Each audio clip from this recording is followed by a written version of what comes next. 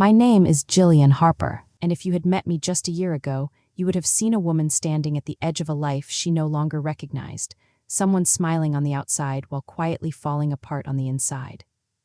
You would have seen the perfect daughter, the perfect fiancée, the perfect business partner, but you would not have seen the truth buried beneath the soft manners and the polite nods.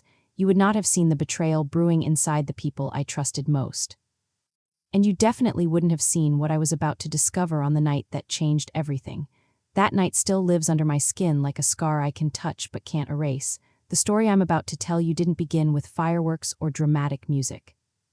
It began quietly, too quietly. My intuition had been whispering for months, but I had convinced myself that I was overthinking. After all, why would the two people I loved more than anything betray me in ways I couldn't even imagine? But you know what they say. If something feels wrong, it usually is. The truth revealed itself in the most unexpected way at my own engagement rehearsal dinner. I remember walking into the candlelit hall, my white silk dress brushing against the floor as the warmth of soft music wrapped around me. My fiancé, Julian Hale, had always been the man everyone admired, polished, influential, charming in that quiet, confident way that made people listen. And beside him, my best friend of 12 years, Laura Bennett, who practically became a sister to me. Together, they were the two pillars of my world. I should have felt happy that night, but instead I felt something pull at my chest, something cold and unsettling, something I couldn't name yet. Julian kissed my cheek, whispered, "You look perfect," and for a second I believed him. I believed the fairy tale. But fairy tales end right before the real story begins. Later that evening, when the guests drifted out and the music softened into silence, I stepped outside to catch my breath. The hallway lights flickered faintly, casting shadows over the polished floors. I turned the corner and froze, Julian's voice. Laura's laugh, too close, too familiar. I should have walked away. I should have pretended I didn't hear anything. But my legs moved on their own, guided by a force I didn't understand. And then, through the cracked door of the storage room, I saw something that shattered every version of my future. Julian and Laura, together, arms around each other, kissing like they'd been doing it for a very long time. It wasn't an accident, it wasn't a moment of weakness. It was a secret, a long-term betrayal. My breath punched out of me so violently I had to grip the wall to stay upright. I felt like the world narrowed into a single point, a point sharp enough to cut straight through my chest. For a few seconds I couldn't move. I couldn't blink, I couldn't think. People talk about heartbreak as if it's poetic, but the truth is, heartbreak is violent. It feels like drowning in a room filled with air, like your soul is trying to escape your body just to stop the pain. When I finally stepped back, my heels snapped against the floor, a tiny sound but loud enough. They broke apart instantly. I saw panic flash across their faces. That look alone told me the whole story. This wasn't new, this wasn't a mistake. This was a relationship they had been nurturing behind my back. I didn't scream, I didn't cry, I didn't give them the satisfaction of seeing my world collapse. Instead, I said only one thing: both of you stay away from me. Then I walked out of that hall with my head high, while inside, something in me cracked open forever. And that was the night I realized, sometimes life doesn't break you, sometimes it frees you. I'm Jillian Harper, and for most of my life I believed family was supposed to be a safe place. But that belief began to crack long before Theo's bruised face ruined his birthday. It started weeks earlier, quietly, like a storm forming behind calm skies. I didn't notice the warning signs at first. I was too busy juggling the restaurant, bills, and the daily battles of single motherhood. But looking back now, all the clues were there. I simply didn't want to see them. The night after the birthday incident, I tucked Theo into bed and sat beside him. The little lamp by his pillow cast a soft orange glow across his face, and the bruise, God, that awful bruise, looked even darker. "Sweetheart," I whispered gently, "please tell me what happened." "I can't help you if I don't know." Theo stared at his hands for a long time. His shoulders trembled just slightly, and my heart squeezed. "It was Mason," he finally murmured. He got mad because I wouldn't let him take my new game. He pushed me. Then he punched me. My throat tightened so hard I could barely breathe. Mason, my nephew, my sister's child, a boy who grew up eating at my table, spending nights on my couch, calling me Aunt Jill like it meant something. "He said if I told anyone," Theo continued shakily, "he'd make it worse." That was the moment my guilt sank deep, sharp like a blade. I should have known. I did know Mason had a temper. But I kept giving him excuses. He's just a teenager, he's stressed, he's going through a phase. But hurting my son, threatening him, that crossed a line so black and irreversible that I felt something inside me harden. I kissed Theo's forehead, promising him quietly, "You did nothing wrong. And I will handle this." He looked up at me, his eyes round and hopeful. "You promise?" "I swear," I said, and I meant every syllable. When I stepped into the hallway, my hands were shaking. Anger, fear, betrayal, everything boiled together until I could barely breathe. I leaned against the wall, whispering to myself, how did I let things get this far? The truth, my sister Leela had been slipping away from me for years. After her divorce, she relied on me more than ever, emotionally, financially, everything. But the more I helped her, the more she took me for granted. She stopped parenting Mason entirely, letting him roam around like a leaderless wolf. I told myself it wasn't my place to interfere, but maybe that was my biggest mistake. The next morning, I drove to the restaurant early, before the breakfast rush. The kitchen lights were dim and the stainless steel counters gleamed like mirrors. I needed the quiet. I needed the space to think. How do you confront your own sister about her son hurting yours? How do you do it without ripping the family apart? But then another thought pushed itself forward. Maybe the family is already broken. My manager, Carlisle, walked in just as I was wiping down a counter I had already cleaned. He was middle-aged, sharp-eyed, and one of the few people I truly trusted. You look like you didn't sleep, he said gently. I didn't. He didn't ask more questions. He just stood there waiting for me to talk when I was ready. That's the thing about Carlisle, he's patient in a way most people aren't. Mason hit Theo, I said finally, my voice barely steady. Carlisle exhaled slowly. And your sister, she's not going to take responsibility, she never does, so what's your plan? I looked at the empty dining room, imagining all the nights my family sat there laughing, celebrating, pretending everything was fine. I think, I said, choosing each word like it was a weapon, it's time I stopped protecting people who wouldn't do the same for me. And in that moment, a dangerous, quiet resolve settled inside me. The next few days felt strangely heavy, like the air itself was warning me something bigger was coming. I tried to keep things normal for Theo, woke him up for school, packed his lunch, forced a smile I didn't feel. But every time his eyes drifted toward the fading bruise, my stomach twisted with a mixture of guilt and fury. My child had been hurt in his own home. That was something I could never forgive. I didn't confront Leela right away. I needed to be careful. She had a talent for flipping situations, making herself the victim, twisting stories until you questioned your own sanity. Instead, I observed. I listened. I watched Mason more closely during the times he came by after school with his mother.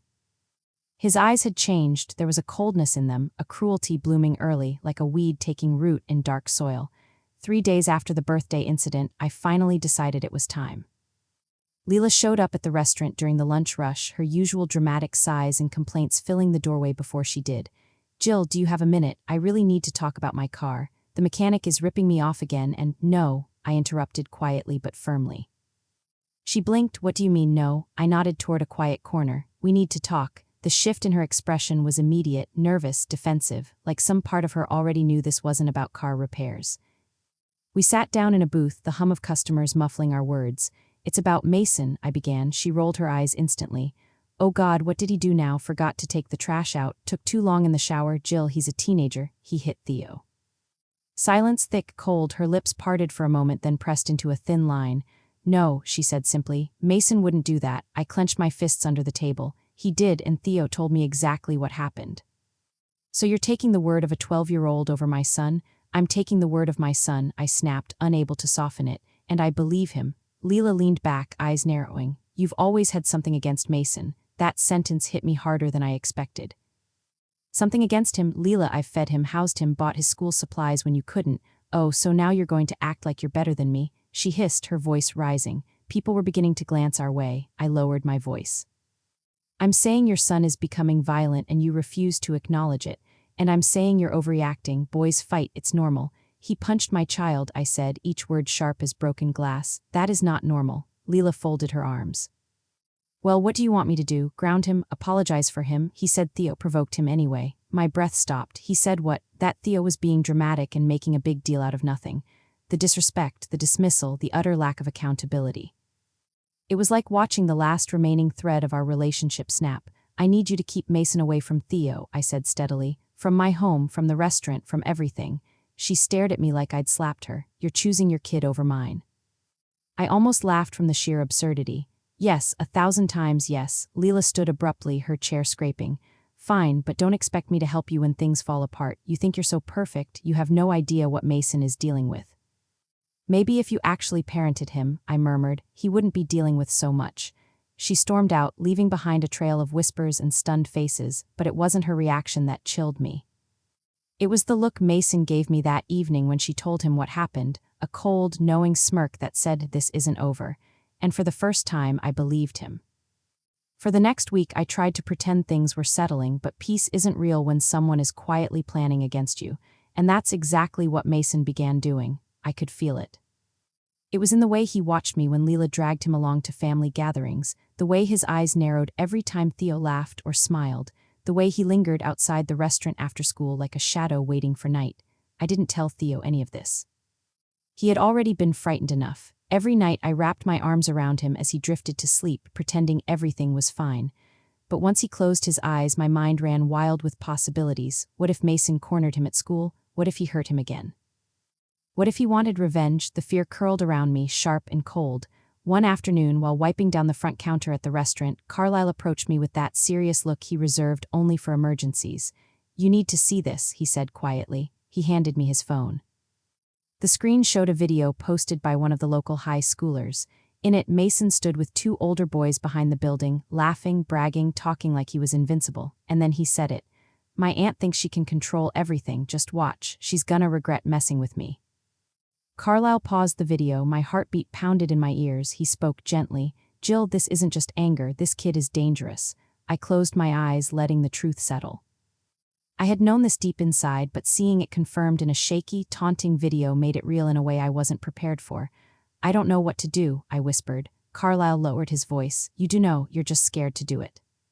That night I cooked dinner as if nothing was wrong, grilled chicken, vegetables, rice. Theo sat across from me, swinging his legs under the table like he always did.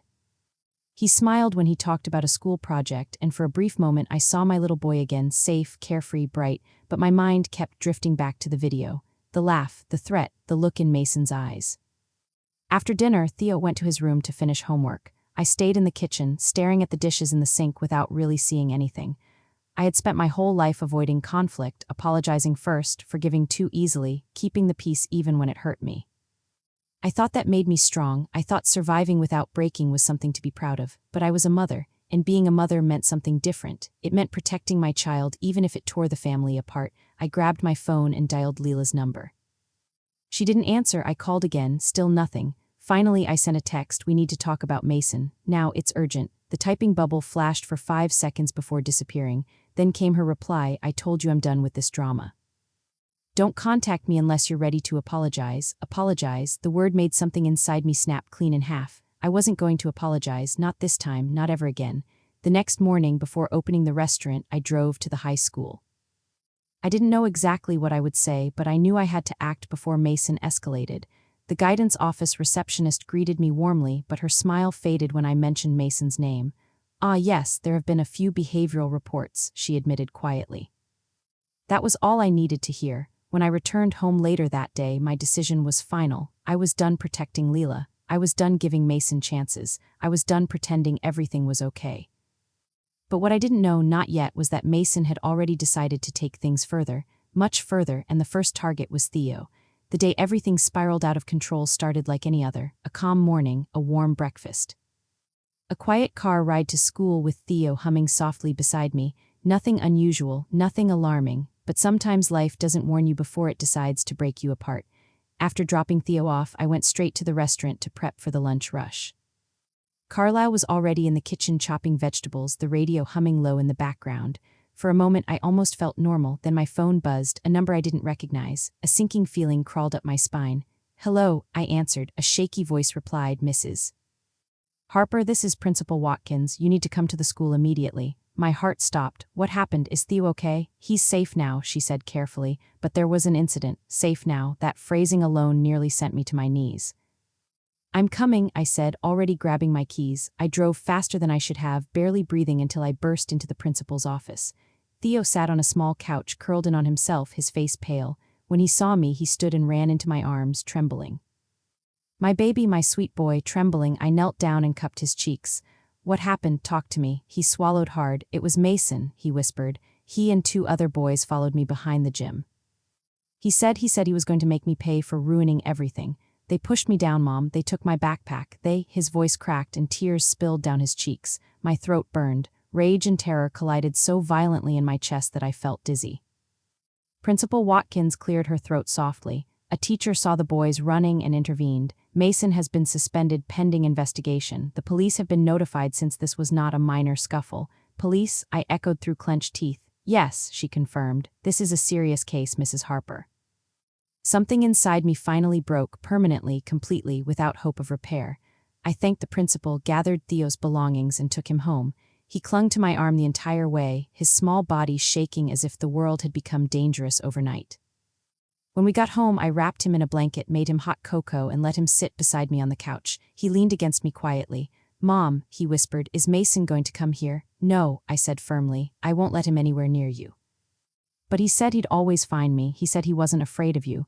Those words, they didn't just scare me, they lit a fire. I kissed the top of his head. "Theo, look at me." He did, his eyes wide and scared. "You are safe. I promise you I will protect you, no matter what." He nodded slowly, trusting me completely. After he fell asleep on the couch, I stepped outside onto the porch and dialed Leela. She picked up on the second ring, sounding irritated. "What now, Jill?" "Mason attacked Theo at school today," I said, my voice shaking. "The police are involved." A pause, a long one. "Then you're exaggerating again." I almost laughed. "A teacher saw it happen. Mason and 2 boys tried to corner him. Do you understand how serious this is?" She scoffed. "Teenage drama. You're acting like he committed a crime." "He did commit a crime," I snapped. "And if you don't take responsibility, the police will." Leela's tone turned cold. "You think you can threaten me? You always wanted to turn everyone against my son."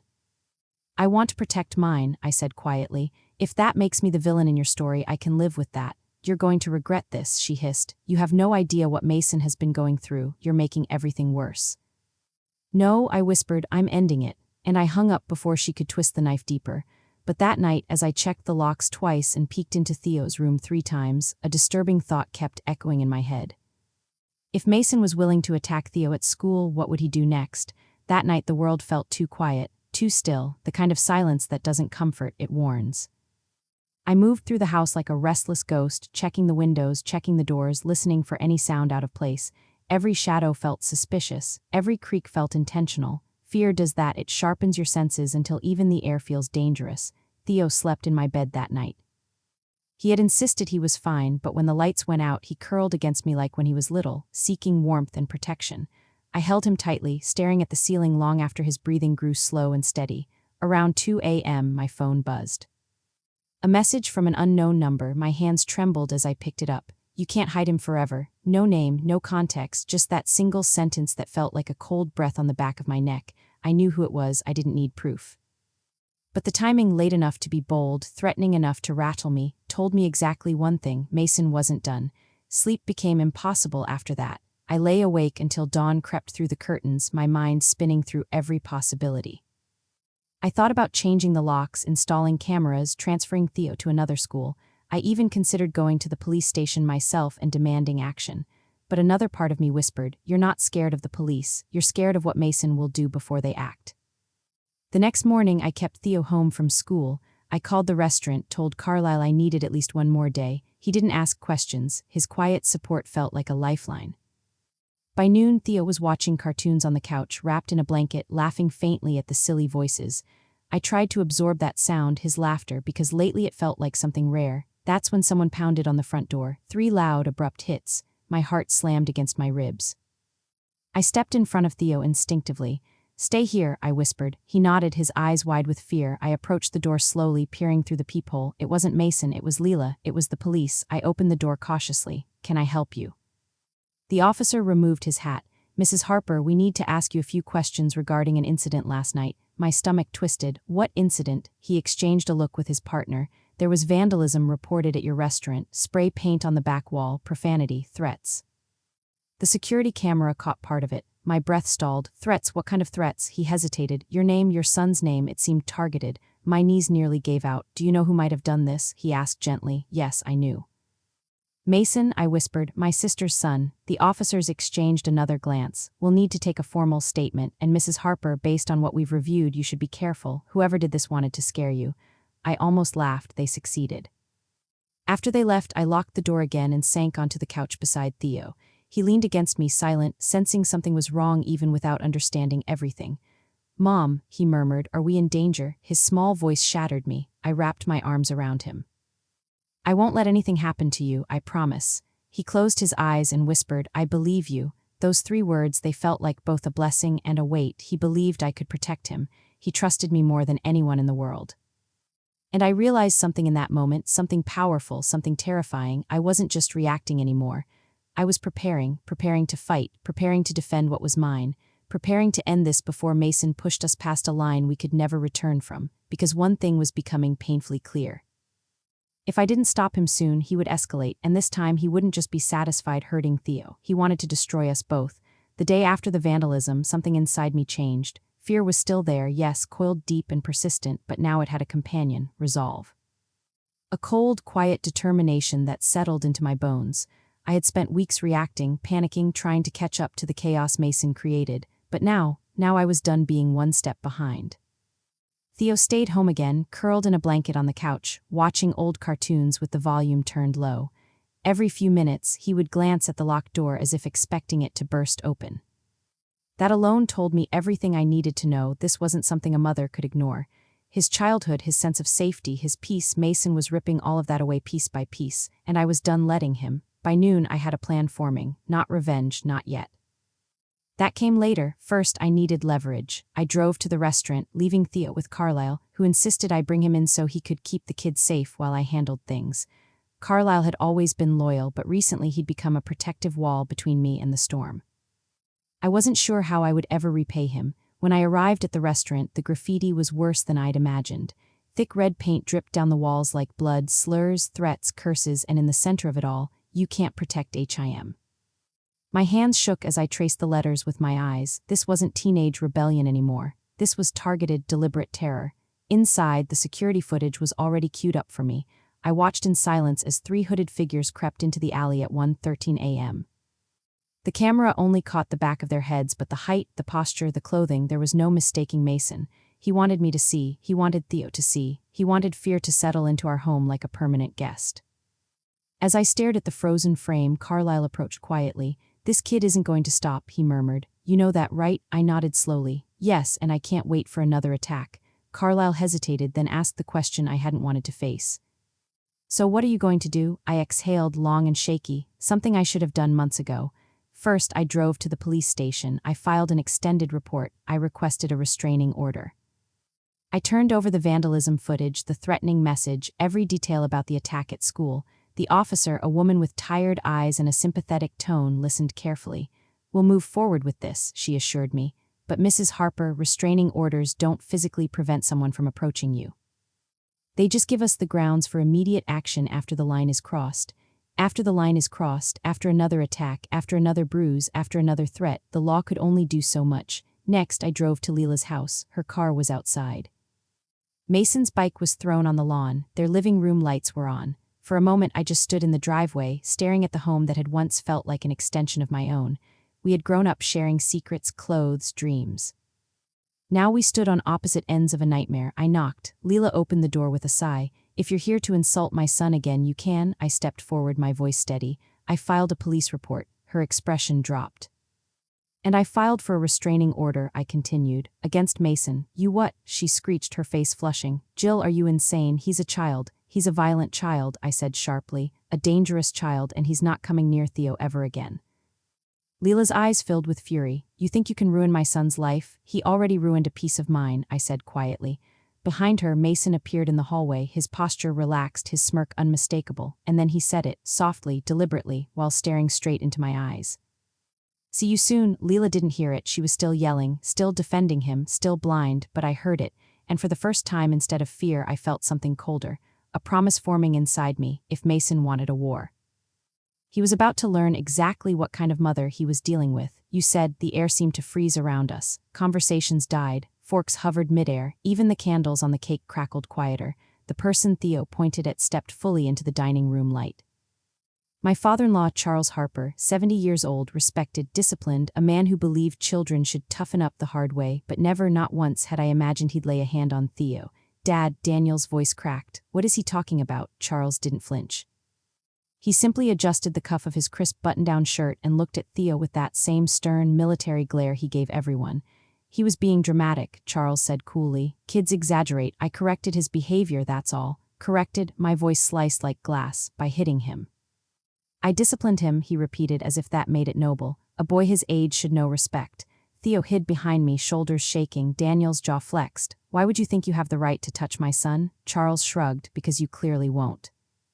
The boy mouths off, he needs structure. A pulse roared in my ears. Marla muttered Jesus under her breath. Even Jacob looked shocked. I stepped forward. For years I'd tolerated Charles's harsh opinions, his lectures, his judging stares, but tonight, on my son's birthday, with my child bruised and terrified, something inside me snapped. Stay away from my son, I said quietly. From now on, you don't discipline him, you don't talk to him, you don't even look at him unless I say so. Charles smirked. And what makes you think you can tell me? Daniel cut him off, voice explosive. Because if you ever touch my child again, you're out of this family, permanently. A tense silence spread, thick, electric. Charlie's eyes darkened. He looked around the room at the guests, at the cake, at Theo trembling behind me, and then he said something that made my blood run cold.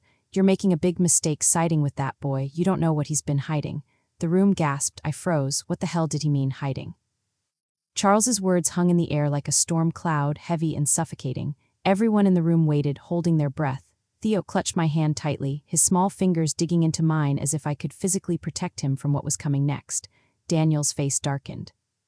What are you talking about? He demanded. His calm voice had transformed into a blade of authority. Explain yourself now. Charles's eyes darted briefly to Theo, then back to us. His lips twisted into a half-smile that didn't reach his eyes.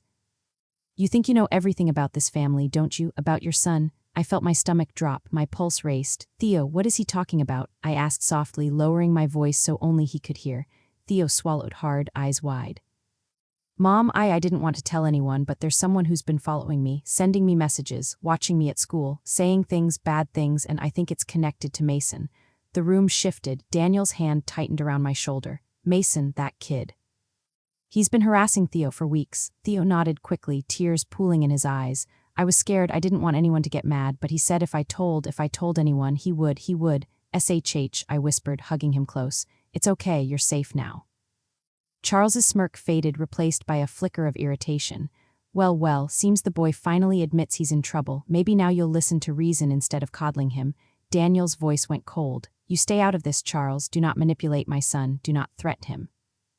You have no authority here. I felt Theo trembling against me, his small body shaking not from fear of us but fear of what Charles might do next. I looked at my father-in-law and realized something terrifying. This wasn't just about discipline. This was about control. Mason, the messages, the threats, it was all part of something bigger, and Charles had a hand in it. A sudden determination rose inside me, fierce and protective.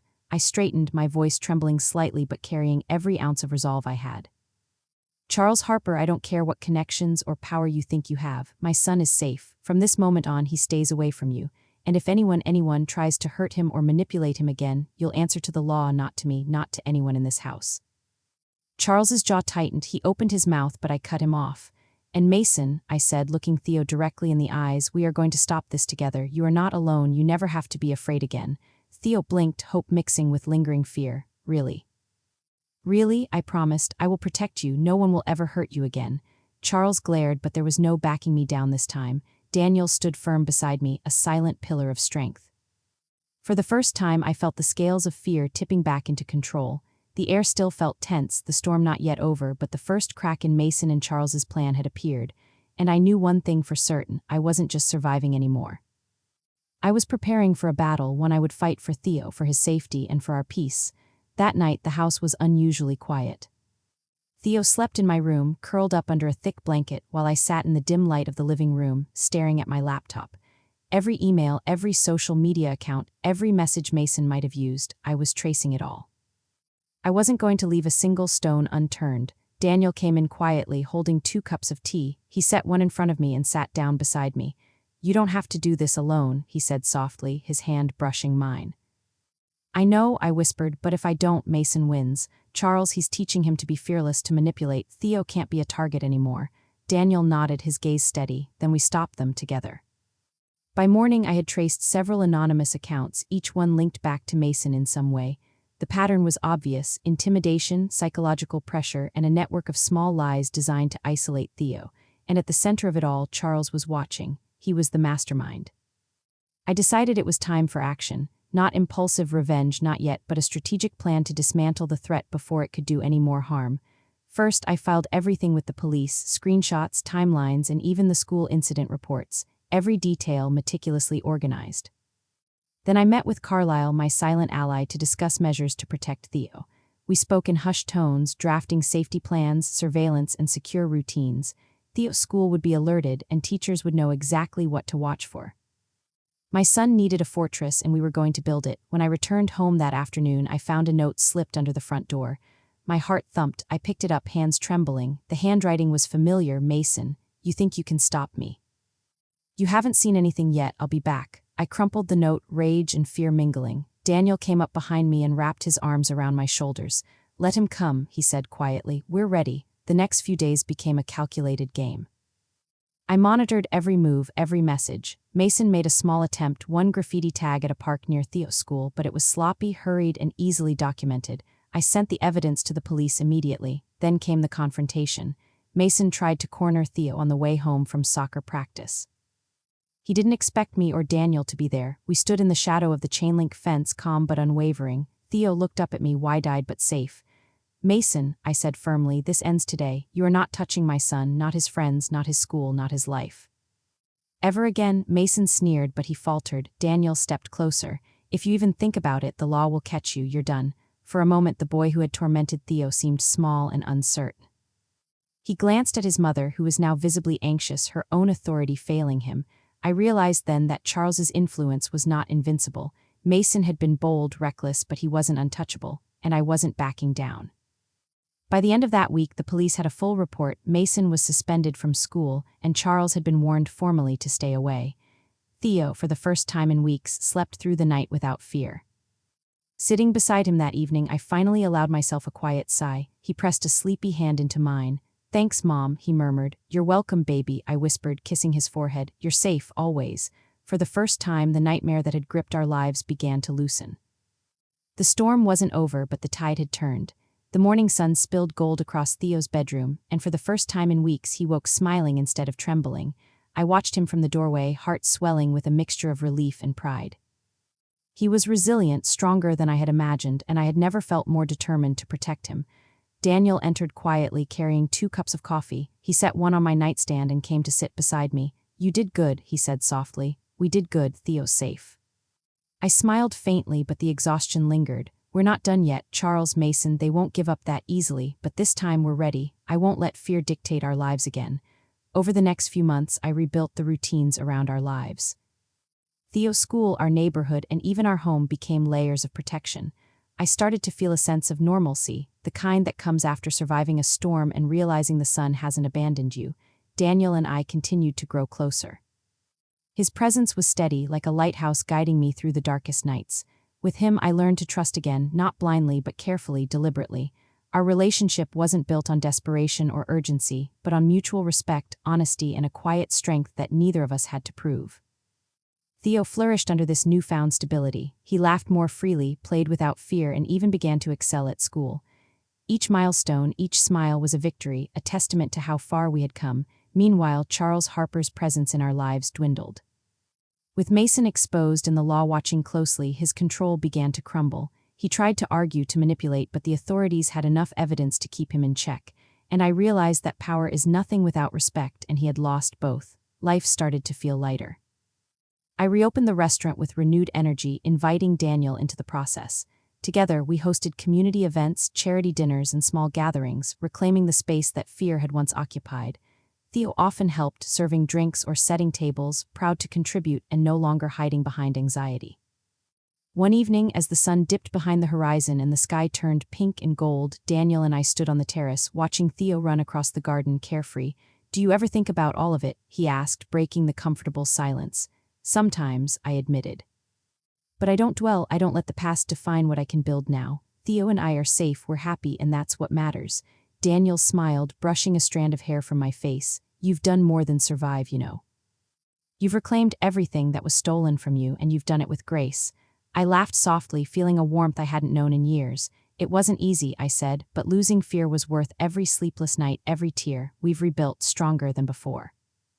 Theo came running up to us, holding a small bouquet of flowers he had picked from the garden. For you, Mom, he said shyly. I knelt, taking the flowers and hugging him tight. Thank you, baby, I whispered. You've been my greatest strength through all of this. As Daniel wrapped his arm around me and we watched our son laugh, I realized the truth I had fought so hard to embrace. Happiness doesn't come from the absence of pain, but from the courage to rise above it. From that courage, Theo and I had created a life filled with safety, love, and hope. The storm had passed, but the lessons remained. I was no longer the woman who had trembled in fear, nor the one who doubted herself. I was whole, resilient, and fiercely protective of the life I had rebuilt. And in the quiet glow of the evening, with my son's laughter echoing and Daniel holding me close, I understood something profound. The greatest victories aren't measured by what we defeat, but by what we choose to protect and nurture. This was our life now, safe, loved, whole.